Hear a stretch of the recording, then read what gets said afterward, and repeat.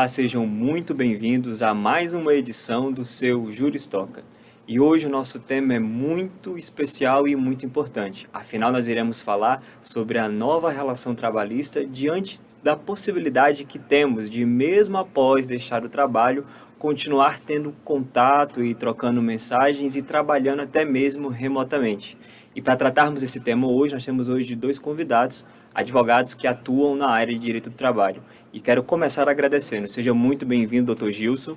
Muito obrigado, doutor Erickson. Seja muito bem-vindo, doutor Eric. Obrigado pela oportunidade, Erickson. Estão prontos? Sim, Nervosos? Pô, Fiquem tranquilos, como a gente sempre diz para todos os convidados, é uma conversa e, principalmente, nós estamos aqui para esclarecer assuntos que são tão importantes à vida do cidadão e, em especial, do cidadão tocantinense, que a gente conversava há pouco, tem tão pouca oportunidade de ter acesso a um conteúdo como esse. E eu começo perguntando para o senhor, doutor Eric, o que é o direito à desconexão?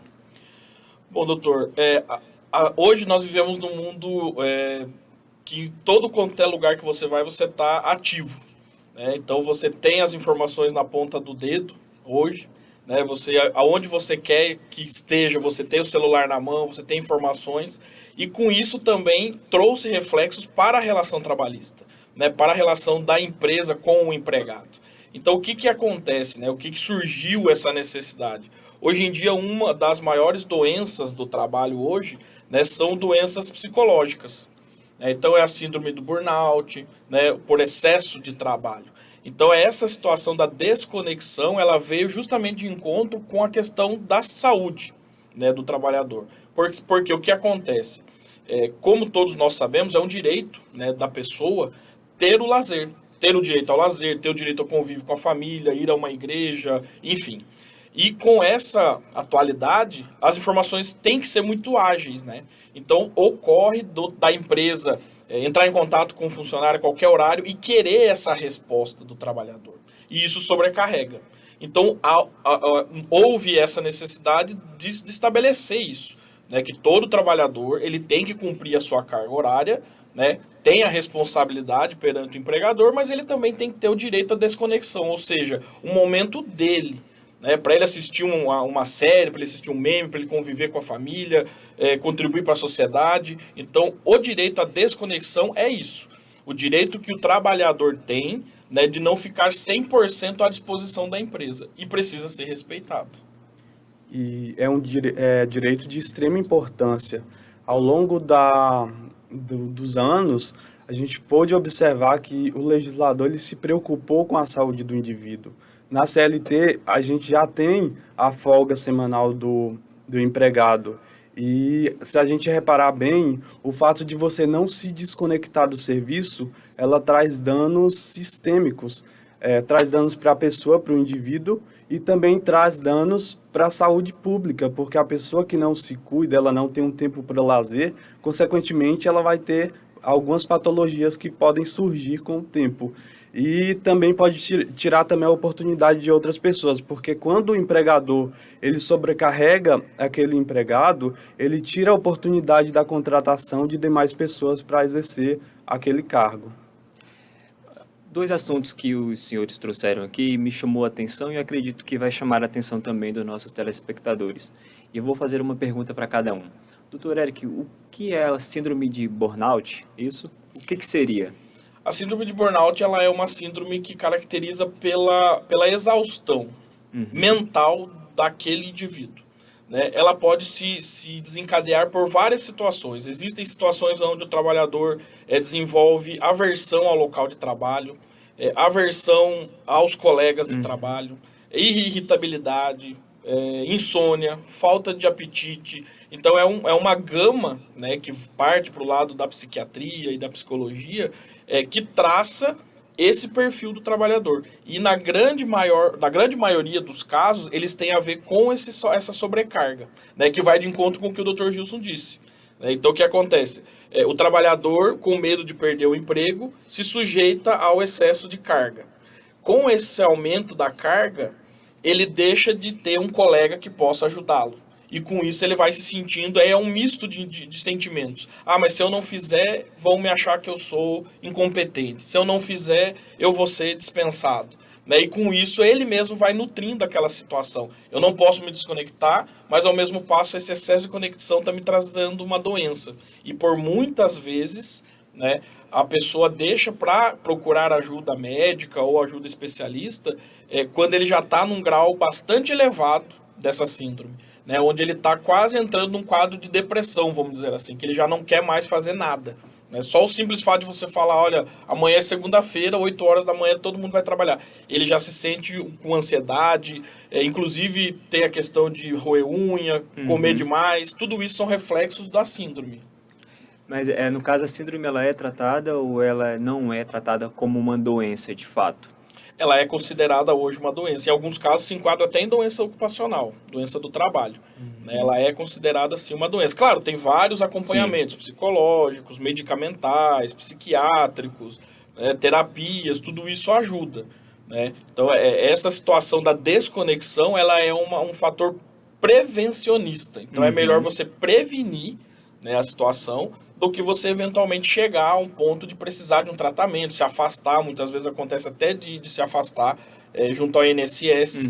Né? Então isso também, além dos problemas já psicológicos que a pessoa tem, também tem um problema econômico, né, que ele vai ser afastado por um auxílio doença que não vai receber aquilo que ele estava acostumado a receber mensalmente pelo trabalho.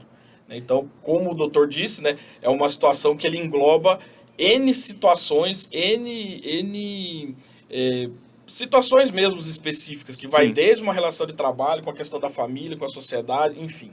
É uma situação que deve ser vista com outros olhos. Quando eu perguntei a questão da doença, justamente para explicar que não é qualquer sintoma, não é qualquer questão que pode ser tratada como essa síndrome. Né? Porque a partir do momento para você entender, você tem que ter um diagnóstico preciso de um profissional médico, né, para até mesmo fazer o acompanhamento, o tratamento correto, e conforme o senhor mesmo disse, há várias fases que tem que ser observadas. Né? Mas eu lhe cortei, doutor Gilson, pode ficar à vontade. Eu iria destacar aqui que a preocupação do legislador é muito latente, muito visível, porque referente ao direito de férias, é necessário esse período para que a pessoa possa ter um tempo para se recompor e voltar com mais energia para exercer aquele serviço, aquela atividade.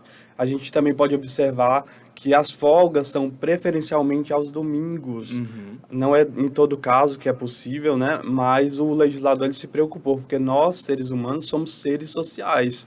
E a gente precisa desse contato, desse tempo com a família, com os amigos, frequentar alguma igreja para quem gosta também.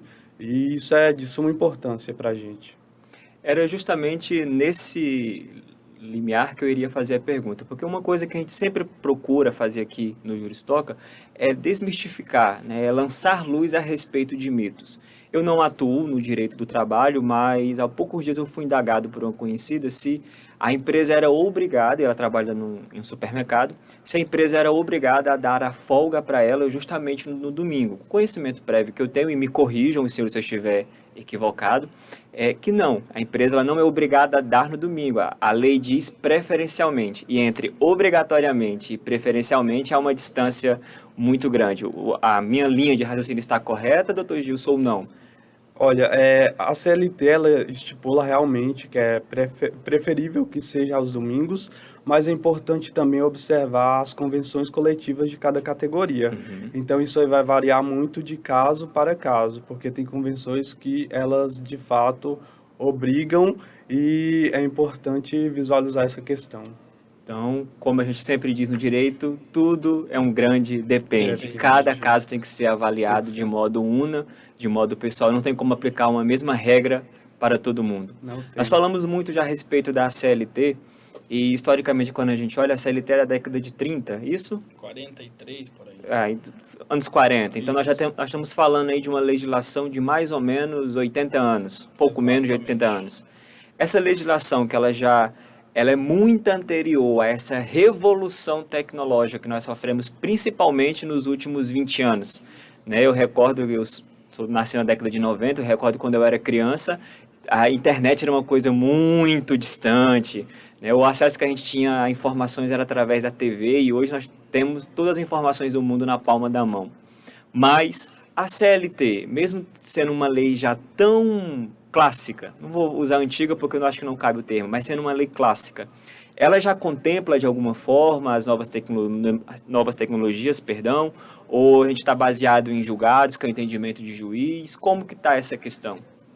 Hoje é importante destacar que tiveram algumas mudanças ao longo do tempo e hoje a CLT ela já prevê o teletrabalho, né, que é uma modalidade que a gente pode enquadrar no que o senhor me perguntou.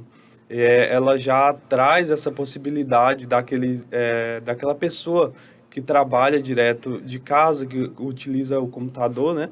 E ela vem para normatizar isso, para que cada vez mais possamos ter normas que possam solucionar eventuais conflitos e também para legislar as relações de trabalho.